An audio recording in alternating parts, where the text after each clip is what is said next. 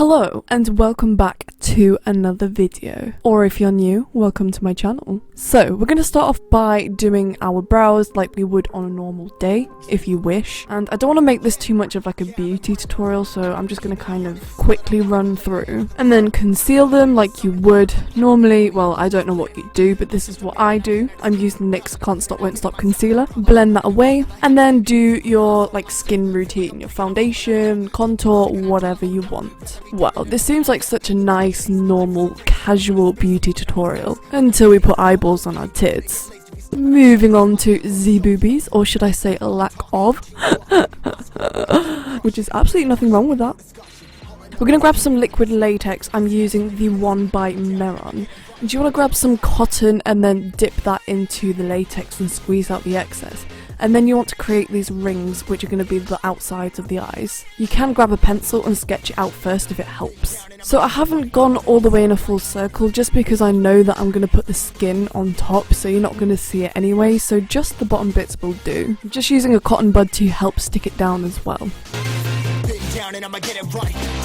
So I'm going to wait for the latex to dry and bounce onto my eyes, so we're going to create the eyelids. So grabbing some Mehron Synwax, you want to warm up the product between your fingers, create some worm shapes, and then grab some Prozaid and apply this onto both the worm and your eyelid. And then I dried these with a hairdryer and then applied it. So you should now have some funny looking worms on your eyelids. Taking some Vaseline, I'm just going to put a tiny amount in between my fingers and start sculpting the shape. Feel free to use tools or the end of a paintbrush and blend it into your skin. You want the edges to be as smooth as possible. Moving on, we're going to grab some Synwax, roll it into a worm and then flatten it slightly, and we're going to apply this around the rings. This is to create a much more realistic look because I feel like the latex was a little bit too bumpy. Make sure you blend it into your skin really nice. You don't have to do the inside because the inside's meant to be all gross and gory anyway.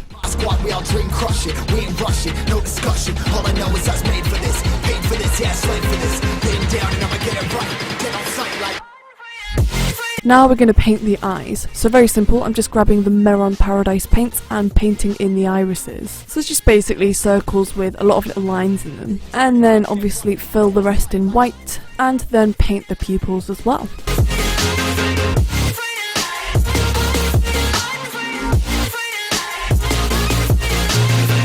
Down and I'ma get it right, get on sight like.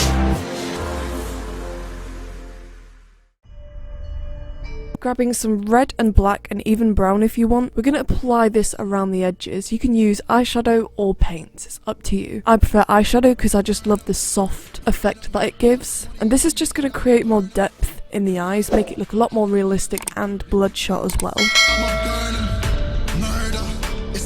Once we're happy with the paint, we're going to move on to the eyelids. So I actually made the eyelids, and what I did was I grabbed a sponge and applied this to a table and did about 5 to 6 layers. Obviously let them dry in between each layer and then you can peel it off. Really important, you need to set the latex on both sides because if you don't, it's going to fold over and stick to itself. And then I just cut the eyelids out. Again, we're going to use good old Prozaid, apply this to both the eyelid and the eyes and then stick it down.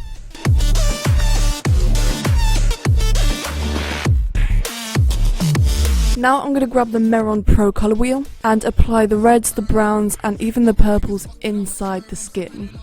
I've also done the exact same steps with the latex sheet for under my actual eyes as well. Cut them out, Prozaid them on, just be really careful with Prozaid near your eyes and then paint the insides.